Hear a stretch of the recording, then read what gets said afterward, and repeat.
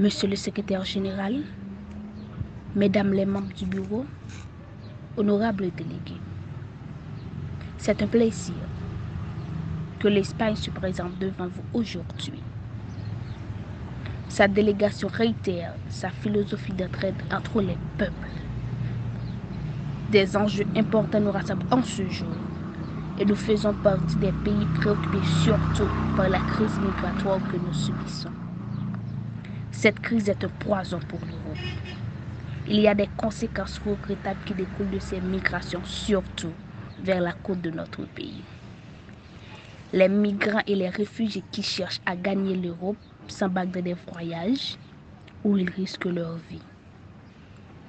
Mesdames et messieurs, entre 2016 à 2020, le nombre d'arrivées des migrants sur la péninsule ibérique a triplé.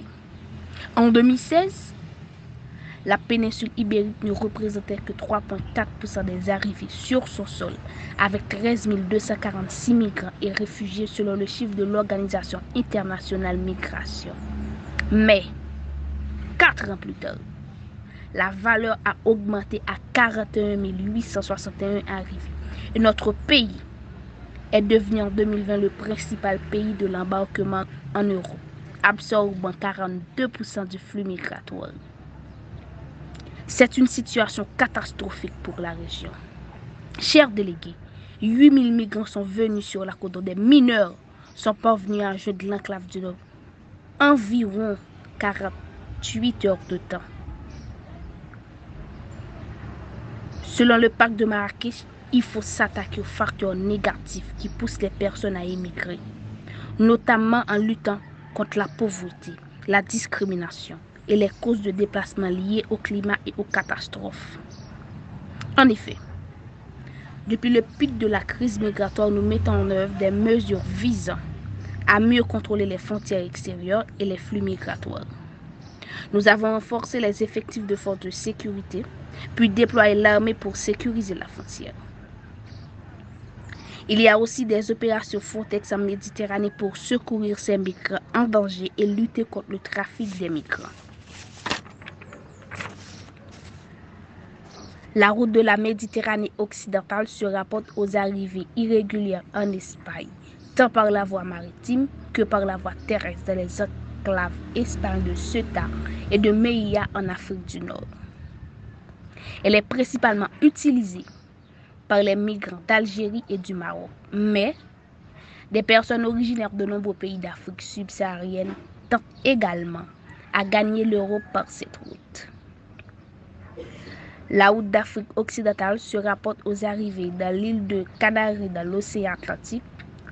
En 2020, elle est devenue la route maritime la plus utilisée pour atteindre l'Espagne avec 10 fois plus des arrivées.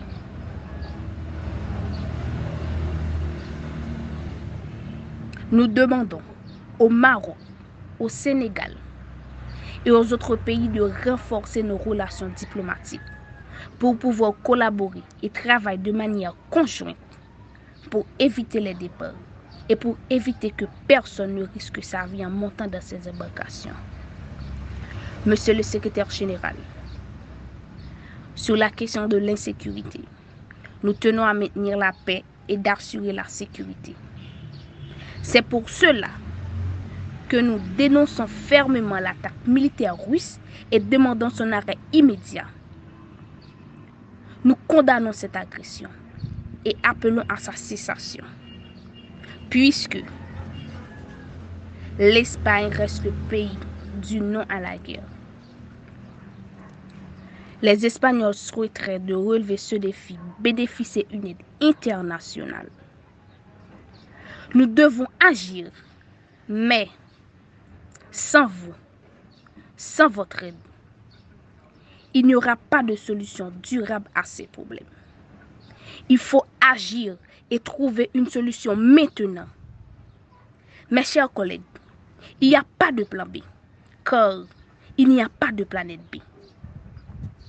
Merci de votre attention, Monsieur le secrétaire général.